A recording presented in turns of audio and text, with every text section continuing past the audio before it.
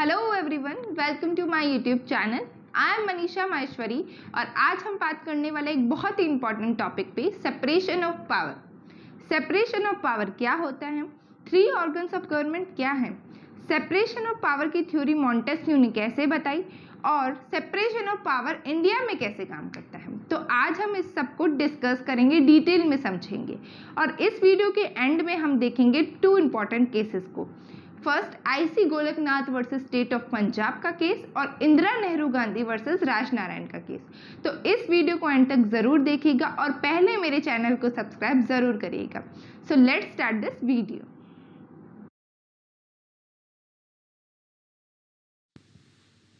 Three organs of government, ठीक है। The very first thing you have to understand that who governs India. India को कौन govern करता है? तो इंडिया को कौन गवर्न करता है? सेंट्रल गवर्नमेंट और यूनियन गवर्नमेंट। सेंट्रल गवर्नमेंट को हम यूनियन गवर्नमेंट के नाम से भी जानते हैं। जैसे कि अपनी बॉडी को नीड्स होती है डिफरेंट ऑर्गन्स की प्रॉपर फंक्शनिंग के लिए, उसी तरह सिमिलरली गवर्नमेंट को भी बहुत सारे ऑर्गन्स की ज़रूरत होती है, कुछ डिफरेंट ऑर्गन्स की ज़रूरत होती है प्रॉपर और स्मूथ फंक्शनिंग के लिए, ठीक है।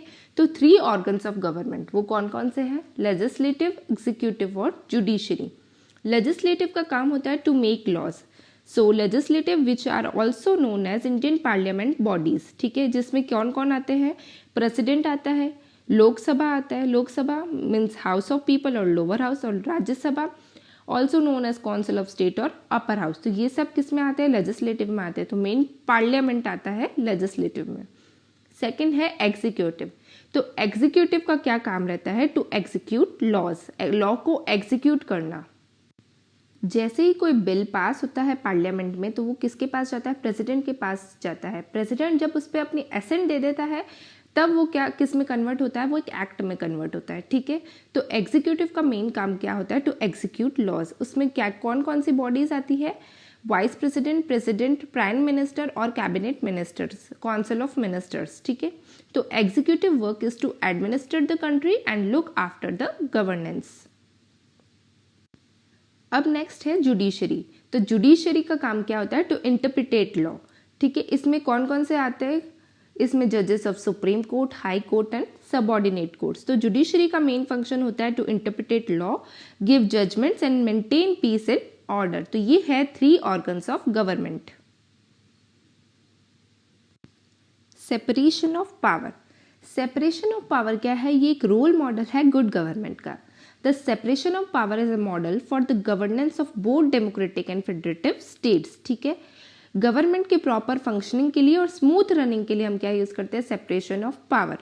तो सेपरेशन ऑफ पावर का मतलब क्या होता है? Proper distribution of powers between three organs of government. जो गवर्नमेंट की थ्री ऑर्गन्स होते हैं उनके बीच में प्रॉपर डिस्ट्रीब्यूशन होता है पावर्स का। तो एरिस्टोले ने इसको ओरिजिनेट किया, लोके ने इसके प्रिंसिपल को डेवलप किया और मॉन्टेस्क्यू जो कि एक फ्रेंच स्कॉलर है उसने इसके प्रिंसिपल्स को क्या किए? प्रोपाउंड किए। The concept of separation of power is that all the powers are not concentrated in one hand or one place or a group of persons, ठीक है। जिससे क्या होता है? आर्बिट्री के चांसेस और इरेशनल के चांसेस बढ़ जाते हैं। तो एक ही जगह सारे पावर्स या एक ही जगह एक ग्रुप ऑफ पर्सन के पास सारे पावर्स हो तो आर्बिट्री और इरेशनल के चांसेस बढ़ जाते हैं, ठीक है। तो सेपरेशन ऑफ पावर को और स्मूथ करने के लिए एक नेचुरल एक्सटेंशन है system of checks and balances. वो ये कहता है कि अगर कोई भी ऑर्गन एक दूसरे ऑर्गन में इंटरवीन या इंटरफेयर करने की कोशिश करे या खुद के पावर्स को अनड्यू एक्सरसाइज करे तो ये जो सिस्टम है चेक्स एंड बैलेंसेस वो उसे रोकता है। The intention behind the system of separated power is to prevent the concentration of power by providing for checks and balances. तो सेपरेशन ऑफ पावर क्या करता है? प्रॉपर डिस्ट्रीब्यूशन करता है पावर्स की between three organs of government. Legislative को law making की, executive को लॉ इम्प्लीमेंटेशन की और लॉ एग्जीक्यूट करने की पावर, और जुडिशरी के पास लॉ को इंटरप्रिटेट करने की पावर। तो ये क्या करता है? ये एक इफेक्टिव डिस्चार्ज देता है ऑफ देयर रिस्पेक्टिव ड्यूटीज। अब हम देखेंगे मॉन्टेस्क्यूज सेपरेशन ऑफ पावर सिस्टम। तो मॉन्टेस्क्यू जो कि एक फ्रेंच स्कॉलर है, उसने ये बताया है कि अगर किसी एक पर्सन के पास या फिर किसी ग्रुप ऑफ पर्सन के पास अगर सारी पावर्स हुई तो उसका रिजल्ट क्या होगा, harmful for the society, society को हार्म करेगा वो। ठीक है, उसने एक बुक लिखी थी 1748 में, द स्पिरिट ऑफ लॉज। उसमें उसने ये डिस्क्राइब किया था that various forms of distribution of political power among legislative, executive और judiciary.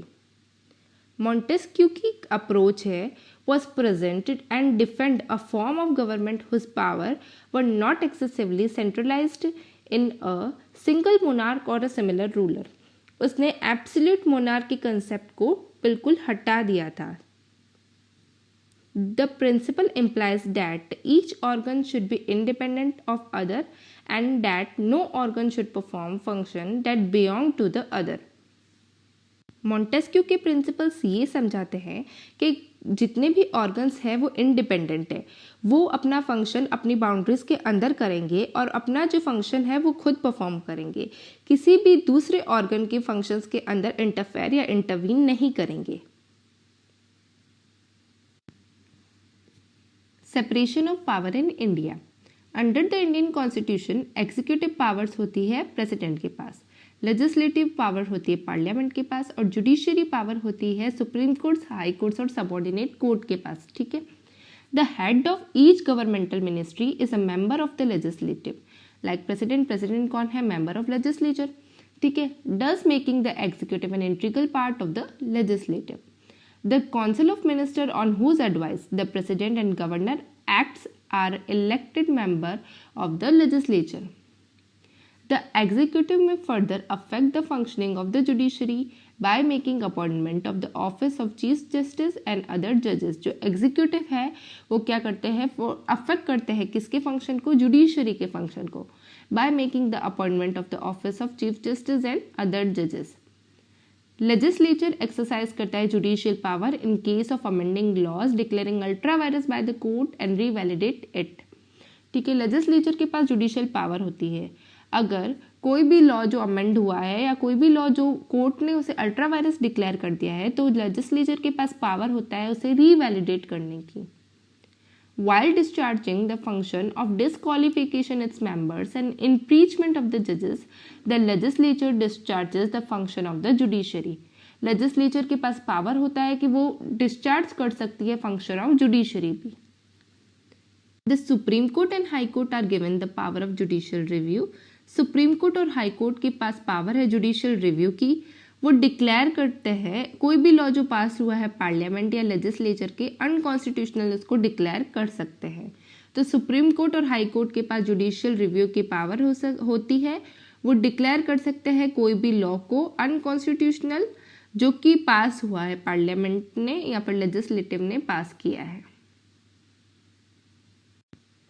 The Constitution permits through Article 118 and Article 208 that Parliament competent है कोई भी law बनाने में subject to the provision of the Constitution and there is no other limitation on its legislative power। ठीक है, executive भी क्या करता है, एक्सरसाइज करता है law making power under delegated legislation. India के अंदर पार्लियामेंट्री सिस्टम प्रिवेल करता है। जो प्रेसिडेंट होते हैं उनके जो फंक्शंस और पावर्स होते हैं वो कॉन्स्टिट्यूशन में इटसेल्फ इन्यूमरेट होते हैं। Judiciary is independent in its field and there can be no interference with its judicial function either by the executive or by the legislative। तो जुडिशरी जो है वो एक इंडिपेंडेंट बॉडी होती है, अपनी फील्ड के अंदर वो इंडिपेंडेंट रहती है, किसी का भी इंटरफेरेंस या इंटरवीन नहीं चलता है जुडिशियल फंक्शन के अंदर, ना ही एग्जीक्यूटिव का ना ही लेजिस्लेचर का।